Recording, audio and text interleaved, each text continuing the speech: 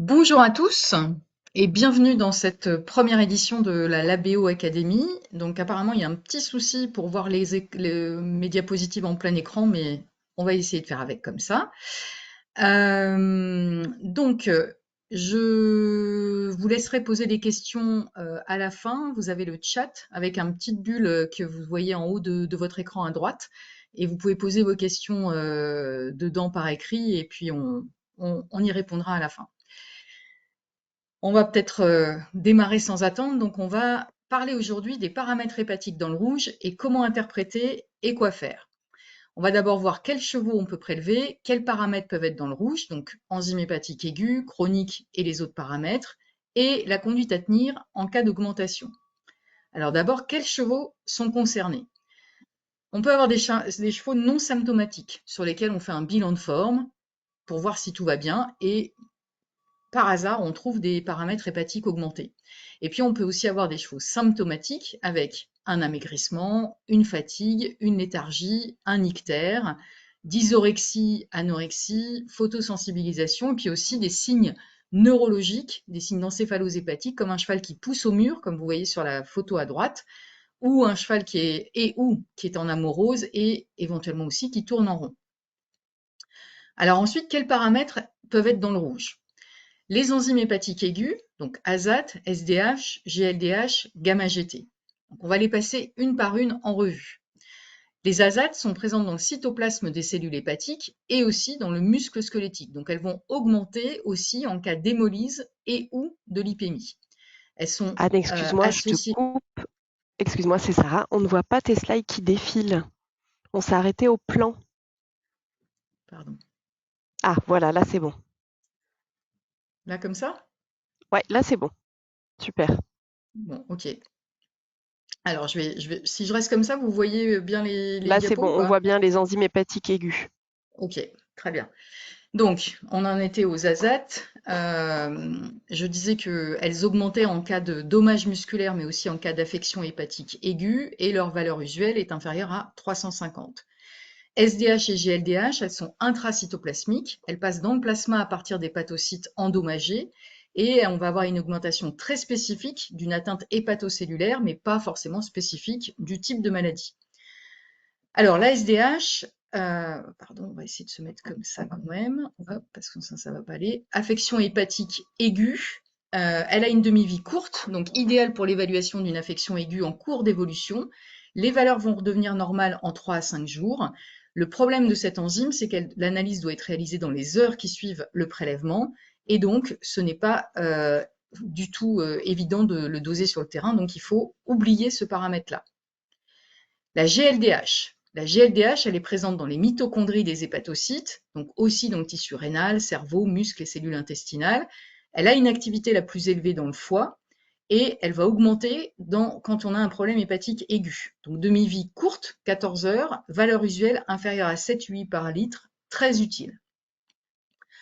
Ensuite, les enzymes hépatiques chroniques. Donc, on va parler des PAL, phosphatase alcaline, et on va parler des gamma-GT dont on a déjà parlé précédemment, mais qui peuvent augmenter en cas de problèmes aigus et chroniques. Les PAL, donc elles vont augmenter en cas de problème au niveau du foie, des intestins, au niveau des os et des macrophages. On a des isoenzymes des PAL qui peuvent être spécifiques de chacun de ces paramètres, enfin de ces organes, on va dire, foie, intestin, os.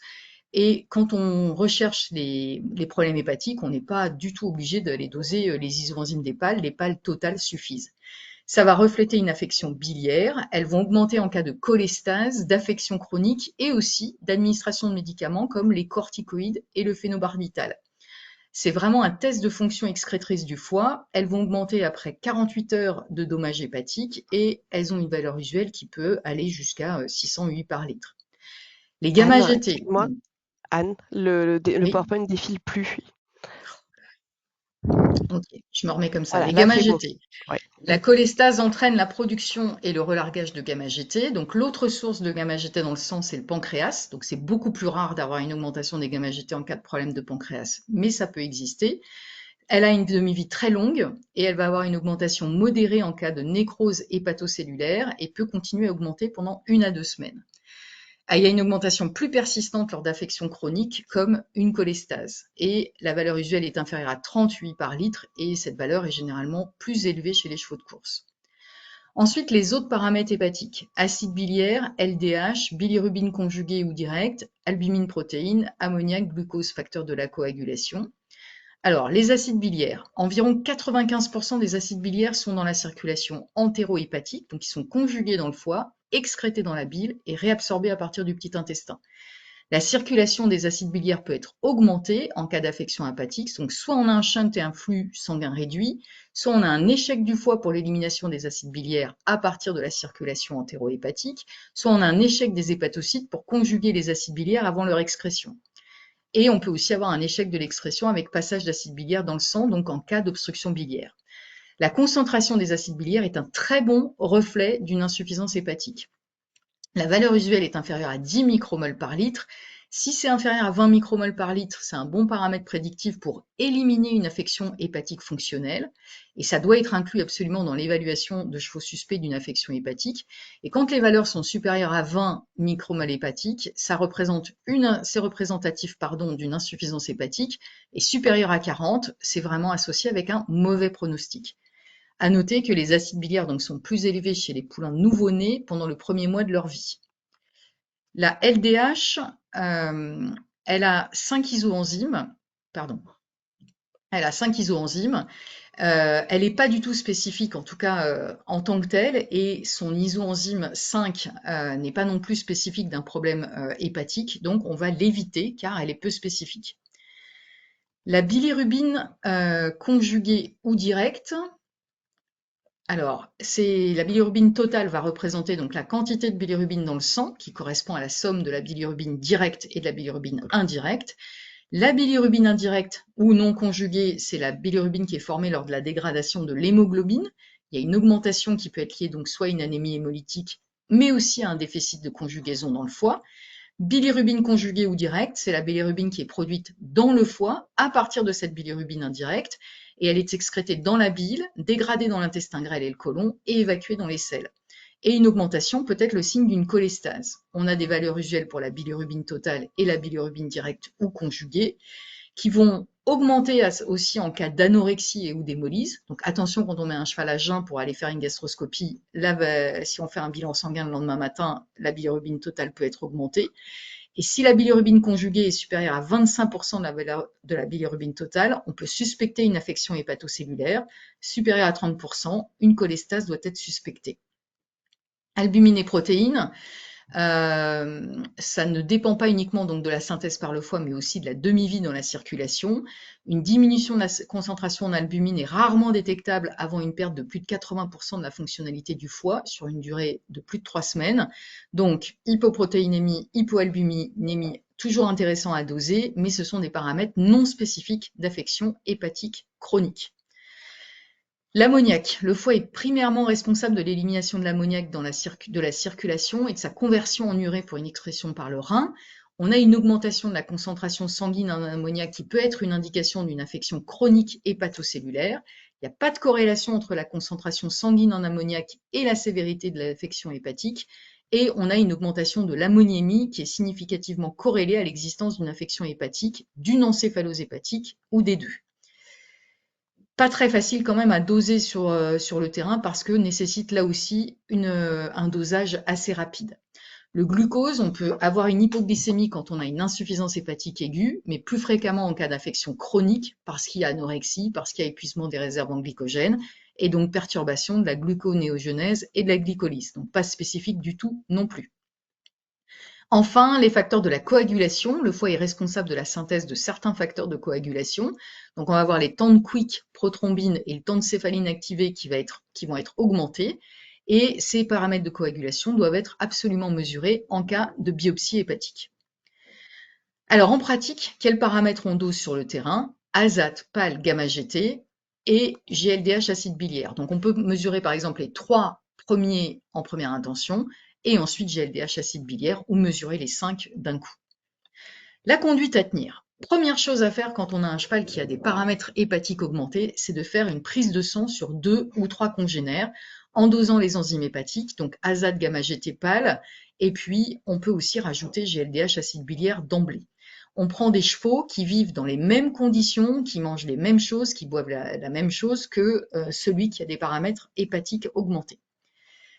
Si on regarde la conduite à tenir, donc on fait cette prise de sang sur les congénères, soit tous ont des paramètres hépatiques augmentés, soit il n'y a que ce cheval-là qui va avoir des paramètres hépatiques augmentés. S'ils ont tous ou une majorité qui ont des paramètres hépatiques augmentés, on va tout d'abord commencer à rechercher la cause dans l'environnement et de voir s'il n'y a pas quelque chose de toxique qui peut provoquer ça chez tous ces chevaux. On va rechercher d'abord l'eau. En fait, il faut se poser cette question, poser la question au propriétaire, que boit le cheval? Parce qu'il y a beaucoup de chevaux qui boivent de l'eau d'un puits, de mares, etc., qui n'ont jamais été contrôlés au niveau de la potabilité. Donc, il faut simplement faire une analyse de potabilité, et puis si on veut aller plus loin ensuite, on peut faire une recherche de polluants. Donc l'ABO a une potabox qui est à votre disposition des vétérinaires, disposition des propriétaires, avec tout ce qu'il faut pour faire un prélèvement d'eau, et ensuite possibilité d'envoyer cette boîte directement au laboratoire où vous avez le pack santé qui vous fait une analyse complète. Rechercher la cause aussi dans l'environnement, rechercher des plantes toxiques dans les prés ou dans le foin. Alors, on peut rechercher principalement, par exemple, les alcaloïdes du sénescent de Jacob et de la fétuque rouge, sachant que l'ABO fait aussi un dosage des alcaloïdes de la fétuque rouge dans le sang, donc qui peut être aussi intéressant.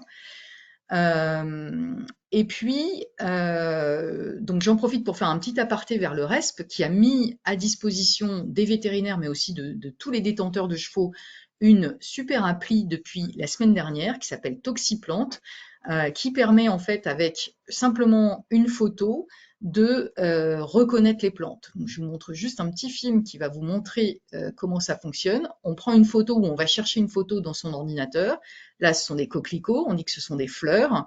Et ça va nous dire toxicité basse pour les équidés et ça va nous dire aussi comment réagir en cas d'intoxication. Donc ça, c'est un super outil. On peut dire vraiment merci au RESP parce que on va pouvoir plus facilement aller effectivement dans les prés, dans les paddocks et savoir si on a des plantes toxiques pour nos chevaux. Ensuite, toujours dans la cause dans l'environnement, on va faire attention aux mycotoxines. Les mycotoxines, c'est des composés toxiques qui sont formés lors du métabolisme des moisissures. Donc, c'est pas forcément du foin pourri, du foin noir. Ça se voit pas forcément. Ces mycotoxines vont s'accumuler dans le foin dans certaines conditions environnementales favorables jusqu'à atteindre des niveaux toxiques. Et on a différents facteurs qui vont contribuer au développement de ces mycotoxines, méthode de récolte, mais aussi stockage par exemple. Les plus communes et les plus dangereuses pour les humains et le cheptel ont été listées ici, sachant qu'en fait, il y a très peu de bibliographie sur le cheval et il y en a beaucoup en fait sur les vaches, les chèvres, etc., mais pas forcément les chevaux. Aujourd'hui, l'ABO s'est dosé et quantifié 22 mycotoxines et pour l'instant, il y a 6 mycotoxines qui sont en plus détectées, qui ne sont pas quantifiées. Mais ce qui est très important, en fait, c'est d'avoir ce panel parce qu'on sait que même si on ne connaît pas exactement l'effet de chaque mycotoxine, on sait que quand il y en a plusieurs, et même beaucoup, on sait qu'il va y avoir une interaction entre ces mycotoxines, qu'elles vont être encore plus toxiques. Donc ça, c'est vraiment très intéressant de savoir ça. En pratique, comment on fait? On peut faire le prélèvement soit directement dans la parcelle, soit sur la zone de stockage, dans le hangar, la grange. On va accéder aux box de foin d'un même lot. Si vous voulez regarder des foins de différents lots, il va falloir faire des prélèvements différents.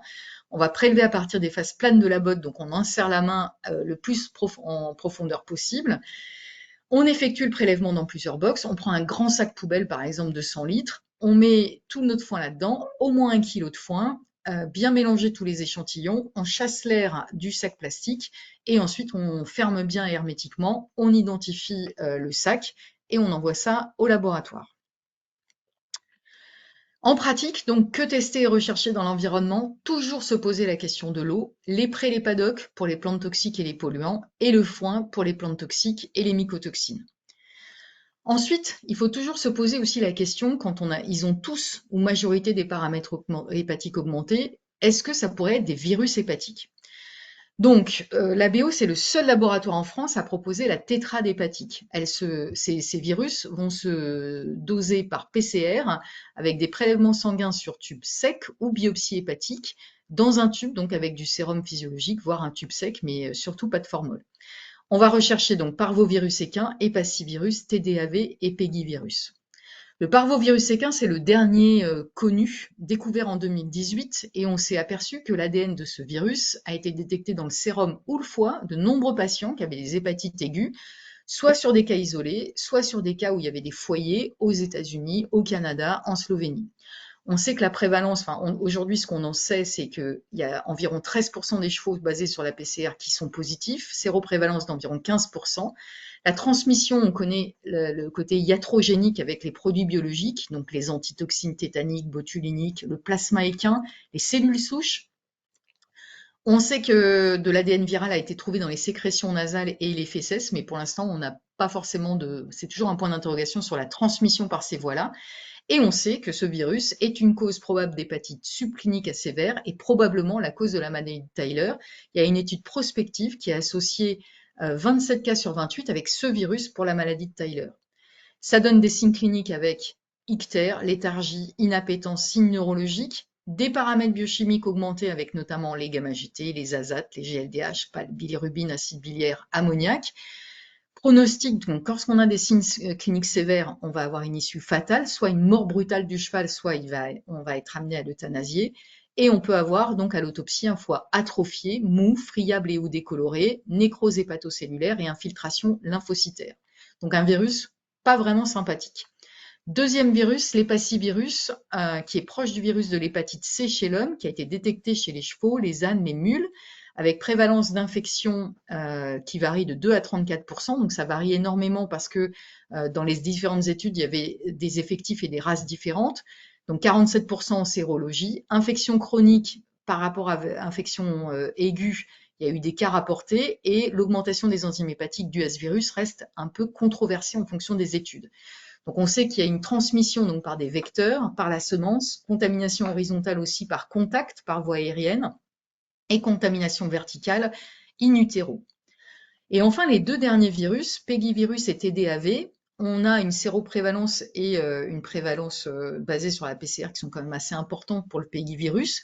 Mais en fait, on se pose la question de est-ce qu'ils sont réellement pathogènes? Parce qu'aujourd'hui, on s'est aperçu que ces virus-là ne sont pas forcément associés à ces problèmes hépatiques. Donc, en pratique, qu'est-ce qu'on peut rechercher pour les virus hépatiques? Principalement parvovirus et hépacivirus, donc principalement deux valences et non pas forcément la tétrade hépatique qui avait été en fait mise en place il y a 8 ans, là, quand on ne connaissait pas notamment le parvovirus. Dans la conduite à tenir, si on n'a que notre cheval qui a les paramètres hépatiques augmentés, il va falloir creuser un petit peu sur ce cheval-là. Et on peut aussi creuser un petit peu sur des chevaux qui ont des paramètres hépatiques en sélectionnant un ou deux chevaux sur lesquels on veut aller plus loin. On peut faire une échographie, donc échographie abdominale en se plaçant donc à droite pour voir le foie. Vous avez en haut à droite l'image du foie avec le côlon dorsal droit. Et à gauche, on a une petite fenêtre où on voit le foie. On voit ici la rate avec un petit bout de foie au-dessus et donc l'estomac juste en dessous. Ensuite, on peut faire une biopsie hépatique pour aller plus loin. Donc là, pour le coup, on vérifie les paramètres de coagulation et on va faire une biopsie hépatique. On a repéré par échographie avant. Et par exemple, quand on a des cas d'intoxication aux alcaloïdes pyrazolés, le sénesson de Jacob, on va pouvoir mettre en évidence des lésions caractéristiques, ici les mégalocytes, et l'histologie, elle nous permet aussi d'avoir un score de sévérité et d'avoir un pronostic avec un risque de mortalité, donc très intéressant aussi. Et puis, quand on ne peut pas faire autrement, que l'issue est fatale, on va pouvoir faire une autopsie, nécropsie, histologie, qui peuvent permettre aussi de détecter le problème et ensuite éventuellement de traiter les autres. En conclusion, les tests de laboratoire sont faciles, c'est juste une prise de sang. On a les paramètres clés qu'il faut analyser qui sont gamma-GT, azate, PAL, GLDH, acide biliaire. Si un cheval a des paramètres hépatiques augmentés, toujours en première intention aller prélever d'autres chevaux pour comprendre si les autres ont aussi des paramètres hépatiques et donc se poser la question du problème dans l'environnement. Est-ce que c'est l'eau? Est-ce que c'est les plantes toxiques? Est-ce que je vais regarder les paddocks, les foins? Et est-ce que c'est, les mycotoxines dans le foin? Est-ce que mon cheval peut avoir des virus hépatiques? Et puis ensuite pousser effectivement avec échographie et biopsie hépatique. Voilà, c'est terminé pour ce premier webinaire. Vous pouvez d'ores et déjà noter la date du lundi 12 mai à la même heure, où on n'a pas encore totalement fixé le sujet, mais on reviendra vers vous très rapidement. Et je suis à votre disposition pour répondre à vos questions.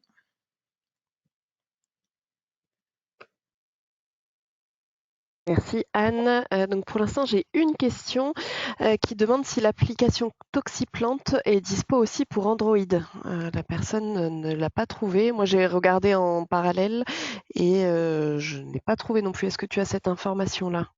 Alors non, c'est une très bonne question, mais je pense quand même que vous avez l'application, enfin que si vous n'avez pas l'application sur Android, vous pouvez y accéder par Internet. Parce que Oui, la c'est ça. Il y a démonstration a quelqu'un été qui nous faite dit sur qu'elle un est sur le site. ordinateur. Ouais. Oui, exactement. Alors, est-ce que le Gaviscon peut donner des soucis hépatiques? Le Gaviscon, Oui, c'est un médicament, ça? oui, c'est Justine Raffen qui pose cette question. Alors, bah, normalement non, chez les chevaux, les médicaments qui peuvent provoquer des problèmes hépatiques, alors qui sont pas beaucoup donnés, mais que nous, par exemple, on utilise à la clinique, là, c'est du paracétamol, mais c'est comme chez nous, ça peut provoquer des paramètres hépatiques. Gaviscon et problèmes hépatiques, je sais pas répondre à cette question. Je peux rechercher et puis revenir vers elle, mais comme ça me dit rien. Ça marche, merci. Quid des origines parasitaires d'insuffisance hépatique? Alors ça, c'est une bonne question. C'est vrai qu'on trouve parfois dans les autopsies des lésions qui peuvent être compatibles avec des problèmes parasitaires. C'est vrai qu'on parle aussi de la douve chez le cheval, mais c'est vrai que aussi il reste quand même un point d'interrogation sur on va dire la réelle pathogénicité, en tout cas l'effet sur des paramètres hépatiques augmentés. Donc euh, c'est vrai que je pense que c'est beaucoup les vétérinaires enfin, mixtes, qui voient aussi des vaches et qui ont cette démarche-là. Euh, mais c'est vrai que d'une façon générale, je suis pas sûre que ce soit si significatif que ça. On voit pas mal de chevaux qui ont été effectivement vermifugés, enfin qui ont eu une recherche de douve qui était positive et qui ont été vermifugés. Est-ce que ça améliore à chaque fois les problèmes? Je suis pas certaine. Ok. Si ASAT et gamma GT augmentent sur plusieurs chevaux avec PAL et GLU bas, qu'en retenir? Si les ASAT et les gamma-GT augmentent et pas les pales, ben en retenir qu'il y a quand même un problème hépatique. Après, il faut aller effectivement chercher quel type de problème ça peut être. Mais gamma-GT et ASAT qui augmentent, alors il faut quand même se poser la question aussi de l'augmentation des ASAT, parce qu'elles peuvent augmenter aussi en cas de problème musculaire. Mais si on est, en fait, ça dépend bien sûr du contexte clinique, mais gamma-GT, ASAT, oui, il faut aller chercher plus loin. Alors après, GLDH, ça veut dire, si elles sont basses, ça veut dire que c'est pas un problème aigu, donc ça veut dire que c'est un problème chronique, qu'on n'est pas tout au début, et c'était les pales qui étaient aussi basses, donc voilà. Mais c'est en tout cas c'est significatif d'un problème aigu, chronique, pardon. Alors, autre question, élévation hépatique en cas de syndrome pyrrolique, comment interpréter? Alors, il n'y a pas de raison que le syndrome pyrrolique fasse des problèmes hépatiques. Alors en fait, on met beaucoup de choses sur le dos des syndromes pyrroliques. Le problème, c'est qu'il y a beaucoup de chevaux, enfin, il y a quand même pas mal de chevaux qui vont être positifs à Teleria equi, notamment parce qu'ils sont porteurs. Il y a pas mal de chevaux qui sont positifs en Lyme, positifs en Ehrlichiose. Est-ce que pour autant ce sont des chevaux qui sont malades? Ça, on peut se poser la question, parce qu'encore une fois, ils peuvent être porteurs, ou en tout cas, ils ont rencontré l'agent pathogène à un moment donné. Mais franchement, il n'y a pas de raison objective pour qu'on ait des paramètres hépatiques augmentés de ce fait-là.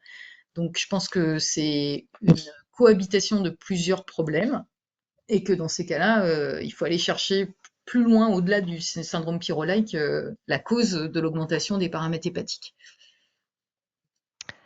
Alors, en cas d'hépatite virale, à quels signes cliniques peut-on s'attendre en dehors de l'augmentation des paramètres hépatiques?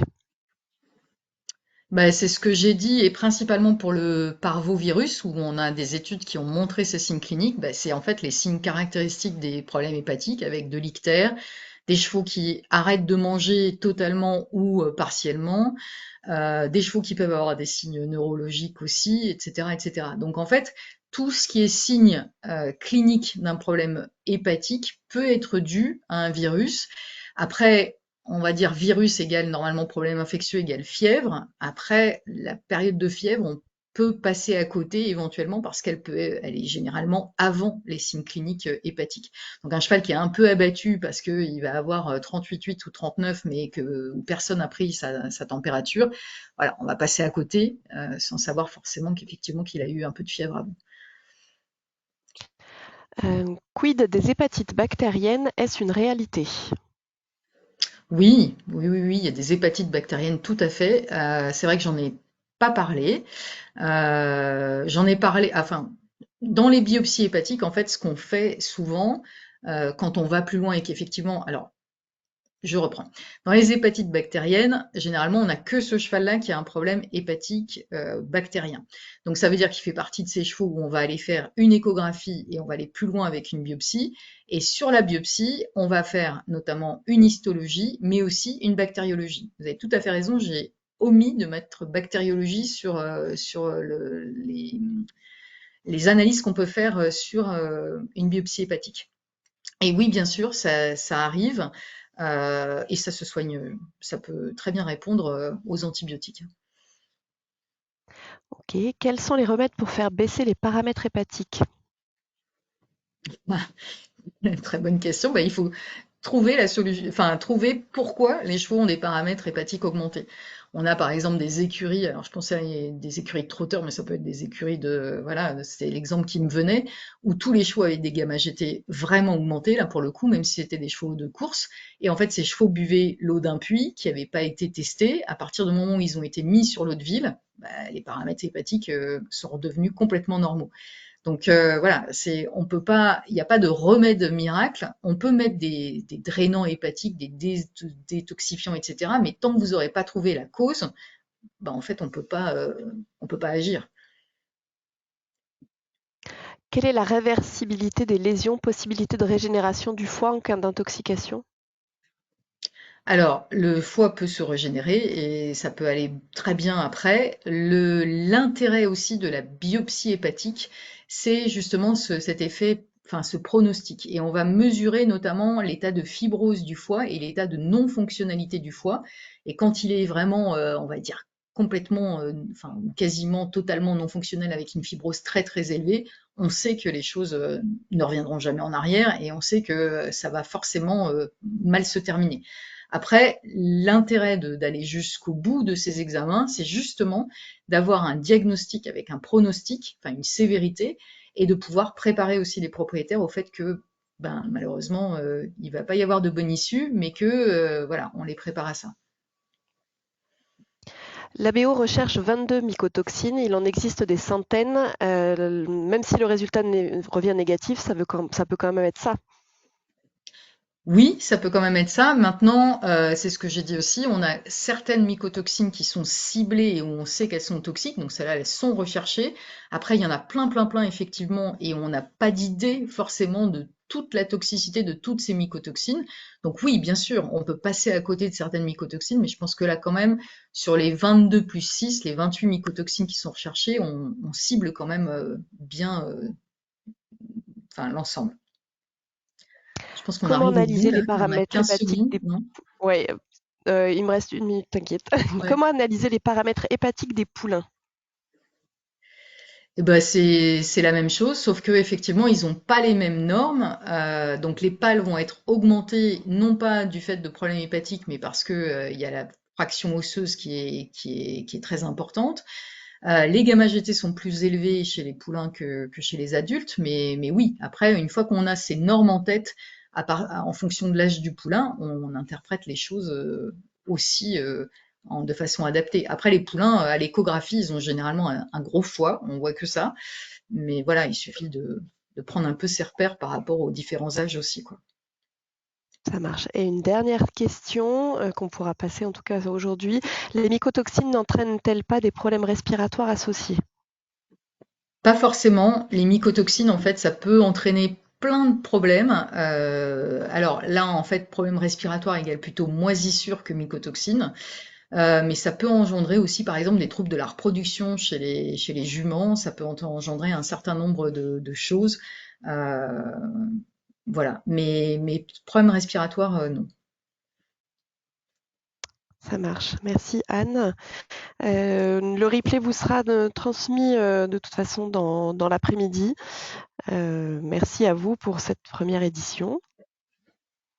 Bah, merci à tous et puis bah, bonne journée, bon après-midi.